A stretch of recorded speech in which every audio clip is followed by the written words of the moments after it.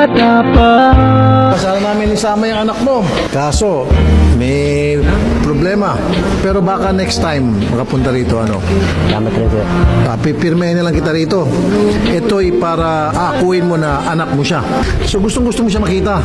Sa akin lang talaga, sir. Gusto-gusto ko siya makita, mayakap. Yun talaga ang pangarap mo, mayakap mo siya. Hindi mo pala siya nakita simula nung pinanganak siya. Nakita ko siya, sir, pag alis ko ng Negros, 5 taon siya. Tapos, yun lang ang pagkita namin. So, kung sakasakali, kailan mo siya gusto makita? Mapagbigyan kita next time. Ngayon sana, sir. Ngayon, wala nga dito ngayon. Paano? Kaya, Wala siya ngayon. Hindi nga nakasama kasi nagkaroon ng konting problema. Pero may dala kaming regalo para sa'yo. ang pangarap ko talaga, sir, makita ko sana ang anak ko. Ginawa ko ng paraan. Wala talaga. Dali mo na yung pagkain ni sir. Yung pagkain na bibigyan namin. Papasok na yung pagkain, oh. Babasahin niyo muna ito, sir, ha? Ang nakalagay rito, inaamin ko na anak ko si... Hawakan mo itong ballpen para pirmahan mo ito.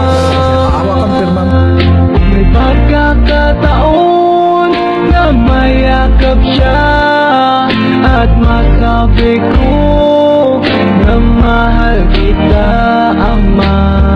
Awitin ko ay alay ko. Hindi ko ginawa itong kasalanan to. Kahit ilang taon ko sa kulungan, kaya kong tagatin to.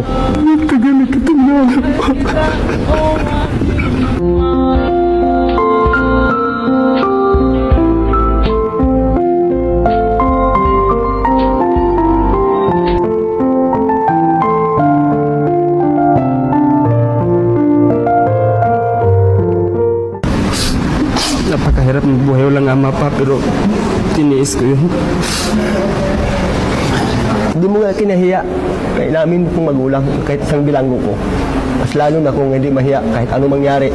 Isa lang nangarap ko sa buhay, nak. Kahit paanong ginawa mo, tatay pa rin kita. Darating ang panahon, siguro, makulang ko rin pagkulang ko sa iyo. Kaya maraming pasalamat ko na si Rapi. Ikaw, magpakabait ka talaga. Kompleto na ako ng benepisyo pero hindi maayos-ayos o pag wala to, kaya kailangan ng pirma mo. Dahil dito sa matagal hindi pagkikita, naghanda kami para sa pagkain sa inyong dalawa. Tapos, meron pa kami pasalubong sa inyo. Para to sa'yo nga, binili ko to. Sinelas po.